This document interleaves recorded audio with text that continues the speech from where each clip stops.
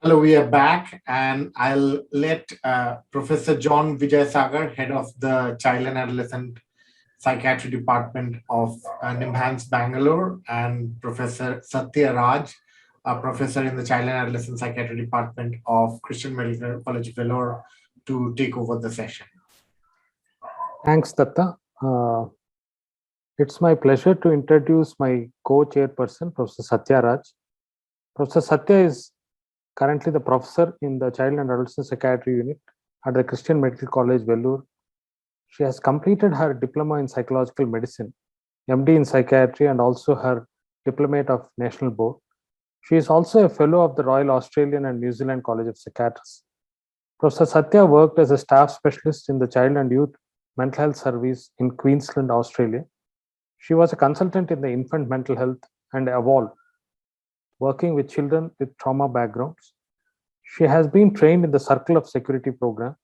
Her areas of interest include infant mental health, childhood trauma, attachment in children, school mental health, and neurodevelopmental disorders in children. She is also a consultant for the Infant Mother Nurture Clinic at the Department of Psychiatry, Child Psychiatry Unit, Christian Medical College, Vellore, the first of its kind in India. She is also an avid speaker and enjoys teaching. The topic that is going to be covered by Professor Dennis Ougrin is the management of deliberate self-harm in school-age children and adolescents. I have the pleasure of introducing Professor Dennis Ougrin. He has graduated from a medical school in Ukraine in the year 1998, and he came to the UK to undertake his postgraduate training. He completed his higher training in child and adolescent psychiatry at the Guy's and Maudsley, and he's currently a professor at the Department of Child and Adolescent Psychiatry, Institute of Psychiatry, Psychology and Neuroscience, King's College, London.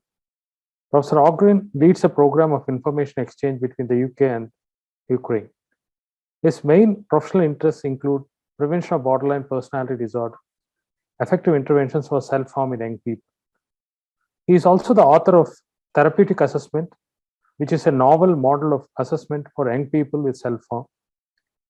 He has developed and tested an intensive community care service model for young people with severe psychiatric disorders called Supported Discharge Service. The model was evaluated in the first randomized control trial of any intensive community care service for young people in the United Kingdom. The results of the trial informed the development of intensive community care services in the UK and internationally. Professor Ougrin has expertise in conducting RCTs in the field of psychological therapy and mental health service models. He also works on developing a modular psychotherapeutic intervention for self-harm and on understanding the pathophysiology of self-harm in young people. His research interests include self-harm in young people, intensive community care service for young people with severe psychiatric disorders, and pathophysiology of self-harm. And he has expertise and has involved himself as an editor-in-chief of Child and Adolescent Mental Health Journal and self-harm advisor in MindEd e-portal, academic secretary of the Association of Child and Adolescent Mental Health, and academic director of the Maudsley Health Service in the Middle East. I now invite Professor Dennis Ougrin to deliver his talk. Thanks very much, John, for this very detailed introduction. I couldn't remember all of these things myself, so thank you for, for reminding me. Anyway, look, I will just go ahead and share my screen with you in a second. So what I really wanted to talk to you about is self-harm in young people. Before I start, just to say that I really haven't got much conflicts of interest to declare, except for having written a couple of books on self-harm, and one book which has nothing to do with self-harm, but is to do with history of Western Ukraine, which I co-wrote with my daughter, which is a source of great pride for me. In terms of the objectives for today, we'll think a little bit about self-harm and suicide in the world, especially before the pandemic. Think a little bit about the risk factors for self-harm in kids and adolescents.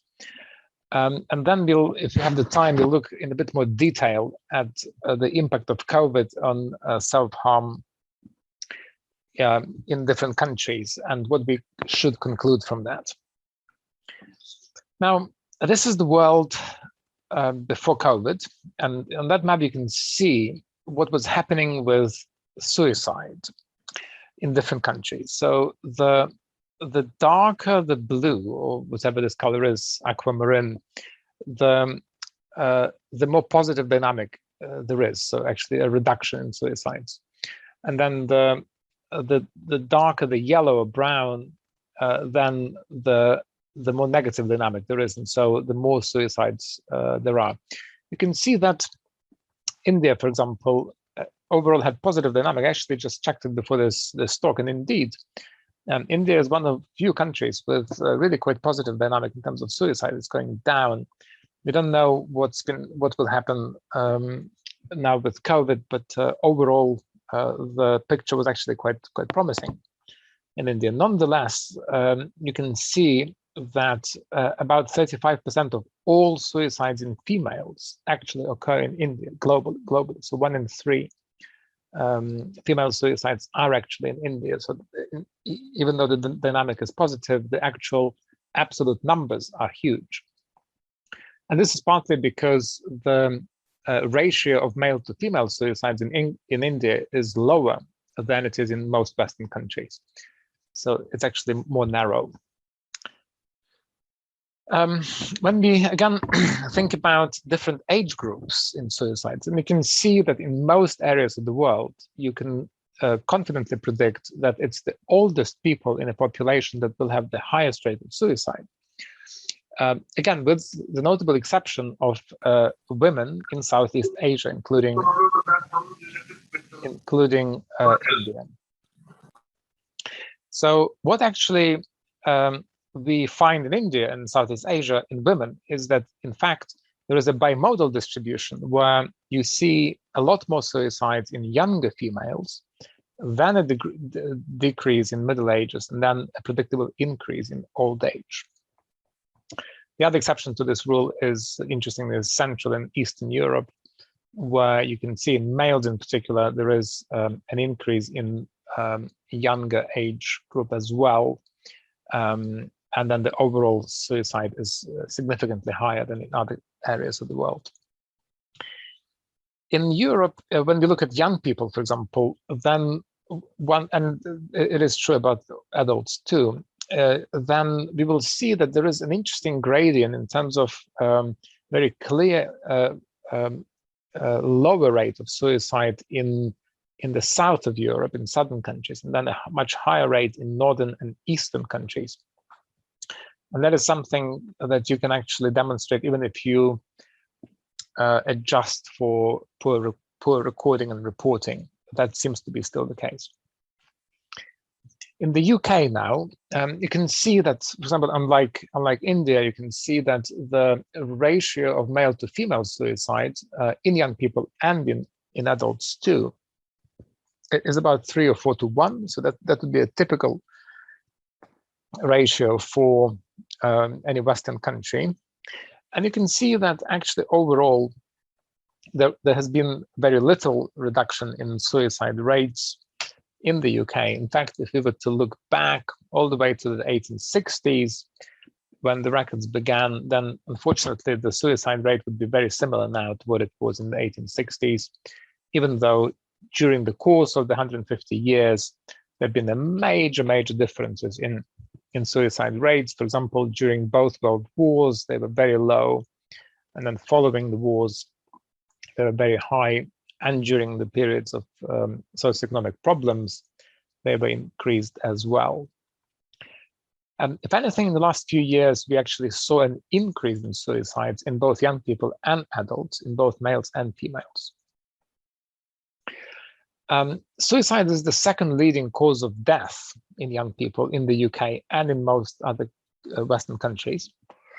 But even though it is the second leading cause of death in young people, still the absolute number of suicides in the UK is actually quite low. So in England and Wales, we always see fewer than 200 cases of suicides in 0 to 18-year-olds inclusive. every year. And so even at the peak, so the late 1990s, we've never had more than 200.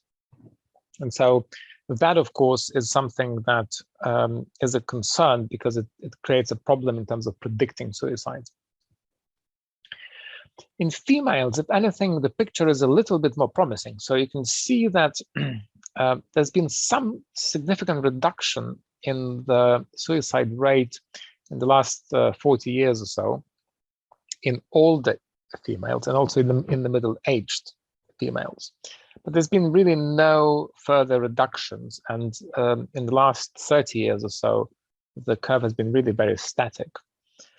It is even less true about males. You can see that if there's perhaps one positive story here, it is actually that the oldest males, so 75 plus, which is this sort of gray line at the top, you know, that traditionally has been the demographic with the highest rate of suicide, and that has been reduced to something that is actually lower than in the Middle Ages. In terms of days of the week, then in most countries where working week is Monday to Friday, typically the highest suicide day is actually Monday, and in countries where it is Sunday to Friday, then it is actually Sunday in both males and females, irrespective of whether females work or not. There are several groups of young people that need to be considered in terms of especially high risk. One of them is young people and adults too with autism. Now, in this Swedish study, which is a very high quality study based on the entire population, we now know that the risk of suicide in people with ASD is about 7.5 times higher than in people without ASD. But interestingly, this is moderated by the IQ. And so people with higher IQ actually have a significantly higher risk of suicide in the ASD population too, about 10 times higher than in the population without ASD. Now, when we look at the methods of suicide, I know India will be different. In many areas of India, I think organophosphates poisoning is the key method of suicide. In the West, it is primarily hanging, and you can see that in males, hanging has been always the top method of suicide. In females, a very interesting thing occurred around sort of 2010s, which is that females started to resemble males more in their choice of method of suicide. And in fact, now there are more females in the UK who die by hanging than by poisoning, which used to be the most common method of suicide in females. And in fact, that gap is actually increasing every year. So perhaps female and male methods will begin to look identical over time.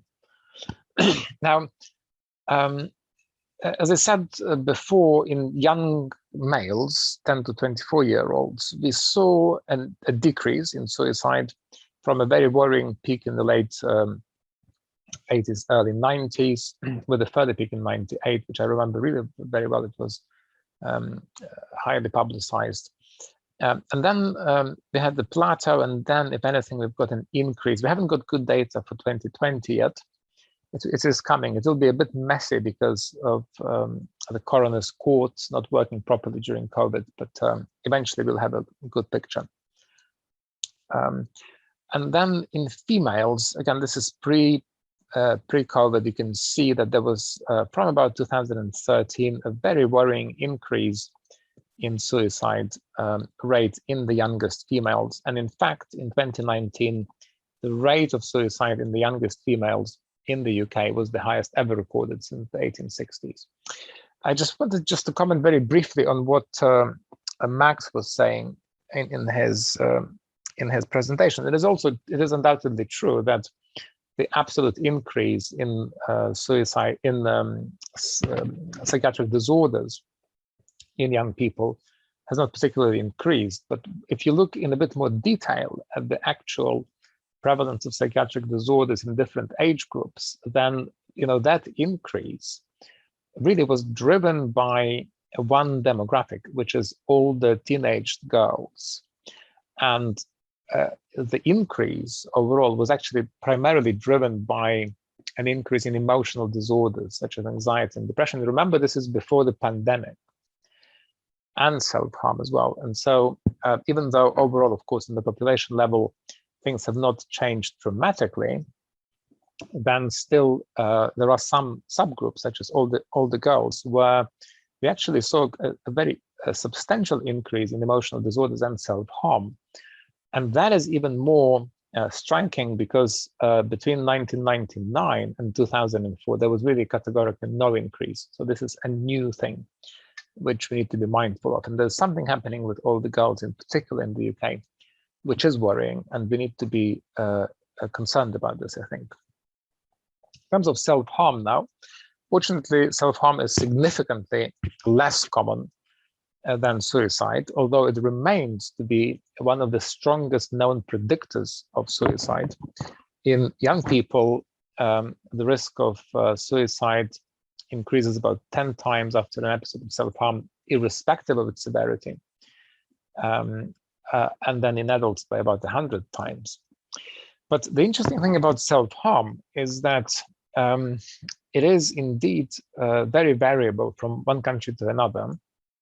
And in fact, the prevalence of self-harm could be dramatically different in different countries, even though they seem to be very similar in terms of their demographics and economic development. For example, in this survey, which is about 15 years ago, you can see that in Holland, the self-harm rate was actually really very low. And in their neighbors, Belgium, it was really one of the highest in Europe, which is really hard to sometimes understand in detail, but it is not an artifact. It was a very well-conducted survey. And in fact, in Holland, one could see that in many different surveys of child health, Holland comes close to the top in Europe. So there is something we could learn from them, I think. Going back to high-risk groups, again, young people with autism, with ASD, have a very high prevalence of self-harm. The prevalence of self-harm in the population without ASD will be somewhere between 15 and 20% now, up from about 10% about 15 years ago. In the ASD population, it's about 50%. It is debatable whether self-harm in ASD children is the same as it is in non-ASD population. Almost certainly the drivers are different, very often determined by abnormal sensory processing, insistence on sameness and things of this kind. When we look at self-harm in primary care, then again, there wasn't such a dramatic increase as we saw in, for example, emergency departments. However, there was still an increase, especially again in girls, in older girls. And you can see that the ratio of self-harm in males and females has reversed to what it is in suicide, so about 3 or 4 times more common in girls than in boys. And then when we look at global picture, then self-harm remains a real one of the most common causes of suicide too, of death as well. And so you can see that globally in girls 15 to 19-year-olds, the top reason of death is actually maternal conditions, so giving birth, followed by suicide. And then in boys, it is traffic accidents followed by homicide, then followed by self-harm, i.e. suicide. Is there anything we can do about self-harm in kids? Until about 2015, I was saying probably not. We really could not detect a signal in psychological therapy versus controls of any kind. In 2015, I published the first meta-analysis to show that there is actually some difference. So if you were to put all psychological therapies together in a meta-analysis, then the overall effect, you can see this black diamond at the bottom is just to the left of the line of non-significance. There are some psychological therapies here that are especially promising. Malem 2014 at that stage was the only study of DBT, which stands for dialectical behavior therapy, which gave a very large effect size, you can see. And then other positive studies were CBT, cognitive behavior therapy, Esposito-Smithers, and then Russo and Fonagy published a positive study of MBT, which stands for mentalization-based therapy for adolescents, MBTA. The psychodynamic groups of Alison Wood really were not replicated in Hazel and not replicated in Green 2011. My Austrian colleagues and I updated this meta-analysis in 2020. Again, the conclusion was the same, that overall psychological therapies were doing more good than harm to young people with self-harm. DBT at that stage had 2 studies. So Malem, you remember, from 2015, and then Macaulay from the States.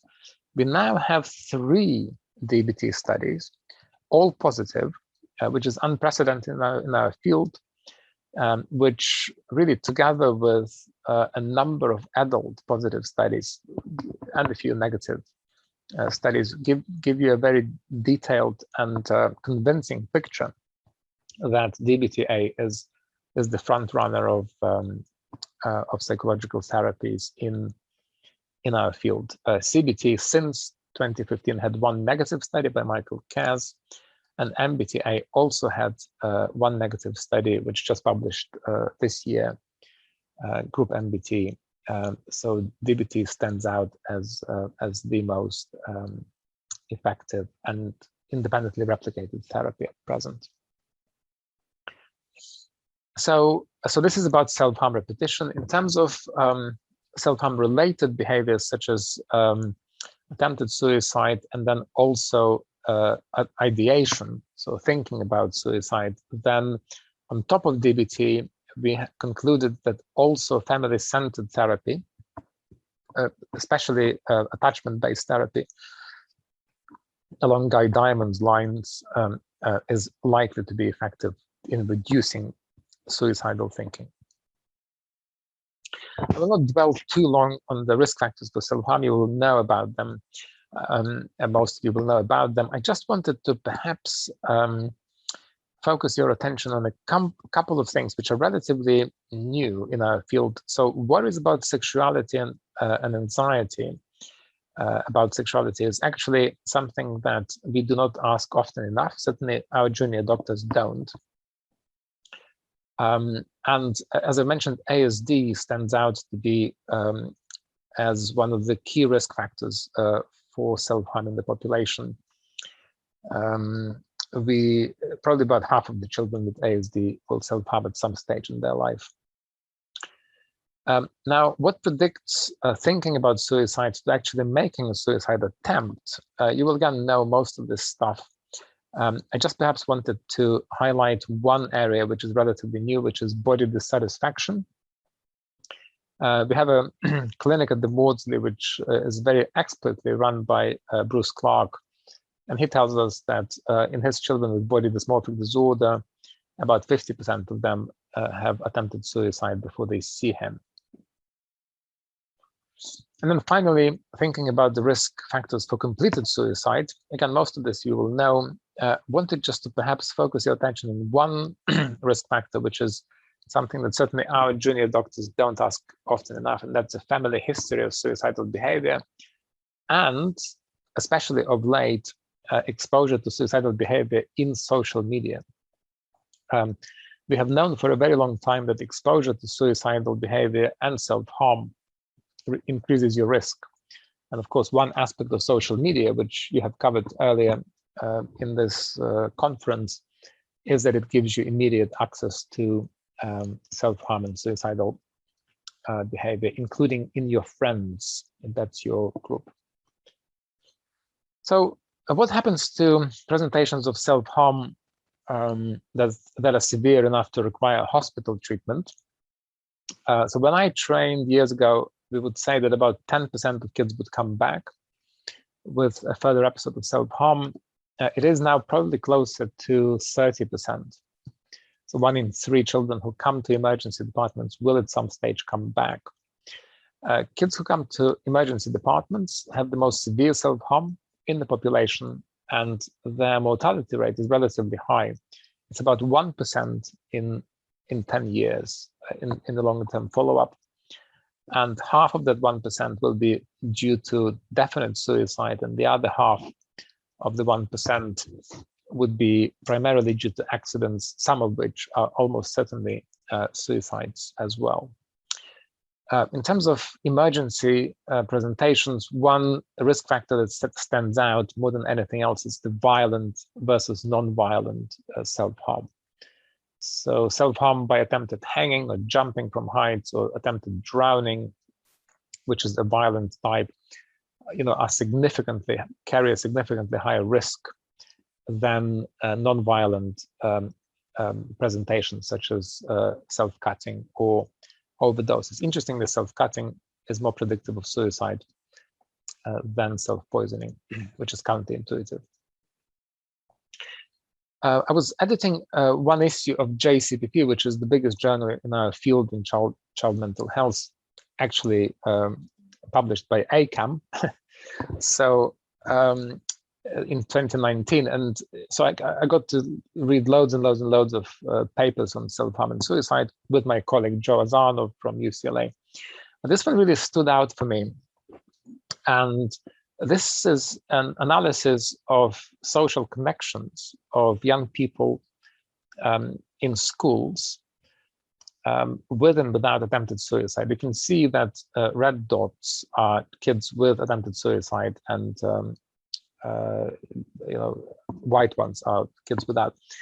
And what really strikes in this picture is that and not only are children with attempted suicide actually isolated from the rest of the kids, which is something that we knew already, but also how closely they are related to each other. And so how closely they make this little social bubble of kids who actually attempted suicide, which is something that is really quite interesting, and something that could give us new ideas about how to intervene best. We are nowhere near where we should be in terms of predicting risk, especially of suicide, but even self-harm repetition. There are new ideas. If anybody wants to have a go, I really recommend this implicit association task that my colleague Matthew Nock developed in Harvard. It measures your implicit association, so how much you like or dislike certain things. In this case, it's self-harm and suicide, but you can measure your implicit associations on anything, whether you like, I can't remember what your prime minister is called. I know it's Narendra Modi. I think that's Modi is, I remember, can't remember the first name, or Trump, or whether you like fat people or slim people or black people or whatever.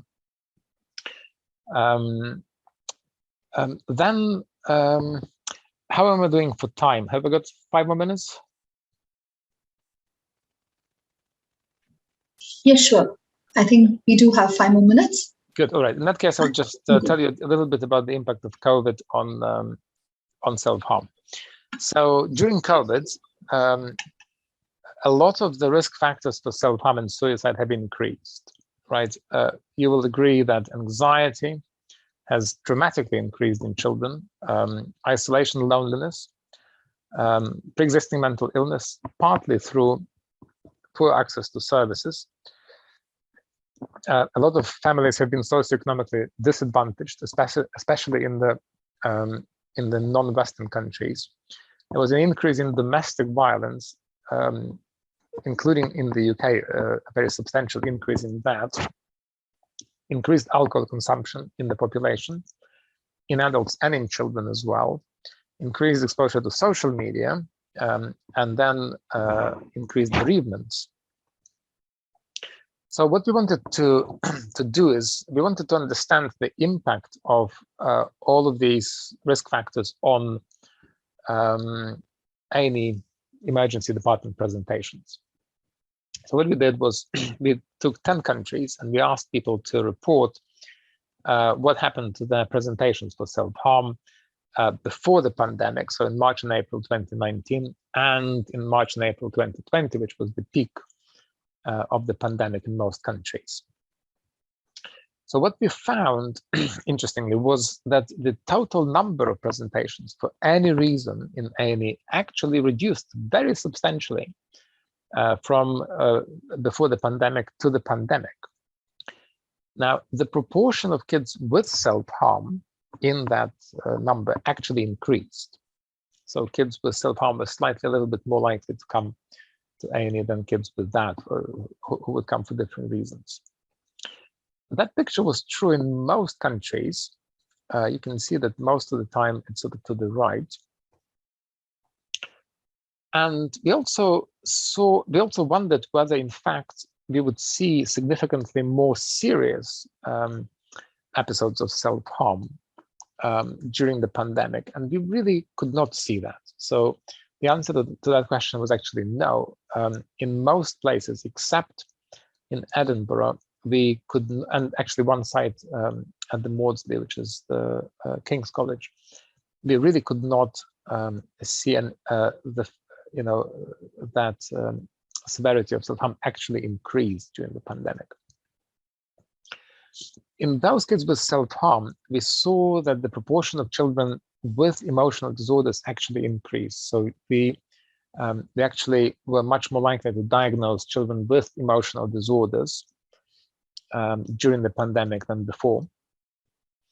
We were also much less likely to admit them overnight, which is something that our guidelines require for everybody under the age of 16 to be admitted overnight. We also found a number of important negatives. So we did not see a clear reduction in the proportion of kids from deprived areas, which we anticipated, except for the bottom decile, so the bottom 10% of the most deprived households. So children from that demographic were actually much less likely to seek help than from other ones. We did not see any reduction of the young people from ethnic minorities, which was something that we were worried about. We also did not see any reduction in the chances of young people being offered follow-up appointments or actually attending these follow-up appointments. Admittedly, we allowed not just face-to-face, but also phone and remote appointments too. Then we also wondered whether there was anything to do with us admitting more young people to inpatient psychiatric hospitals. And the answer was no. So certainly in England, we saw a very dramatic decrease in the number of admissions to inpatient services. So in April of 2020, we actually saw 249 admissions in the whole of England, which was the lowest number ever recorded. And so really, to conclude, just wanted to say that self-harm is a very common and probably increasing, certainly in certain demographic populations, behavior. It's one of the strongest known predictors of suicide, and suicide is the second leading cause of death in Western countries. That COVID had a major impact on a number of risk factors for self-harm and suicide. That during COVID, we saw a dramatic decrease in the number of children coming to A&E, emergency departments. We are now actually gathering data on what happened a year later, and we haven't published it, but I will say that the actual number of kids coming to A&E has now skyrocketed again, and possibly has surpassed what we saw in 2019.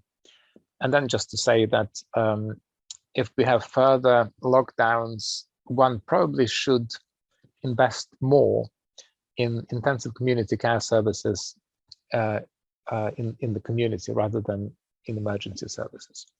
So I will stop at that, and thank you very much for your attention. Thanks a lot, Dr. Dennis. I think it was a very detailed and informative presentation and you've taken the time to sort of discuss about the TENS across, I would say, the age group, the gender, across the pandemic as well, and what are the mediating factors which actually worsened. Though you said that the number of accident and emergency presentations overall had decreased, the number of children and adolescents presenting with self-harm had increased. So we really understand the mediating factors involved in that. So, and I think you also gave us a very nice outline about the biopsychosocial risk factors, I would say, which are possibly involved in the continuum, I would say, from, say, self-harm, suicidal ideation, moving on to attempted suicides as well. So just before we could go for possibly 2 questions, and just having in mind the time as well. So do we have any questions in the chat box? Anything, please?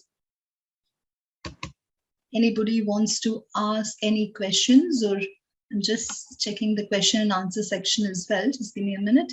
As people are waiting, I just wanted maybe to share my YouTube channel if people wanted to hear more about the impact of COVID or about therapeutic assessment or any other things. Here is the link. Sure, awesome. I think that would be very helpful. Yeah.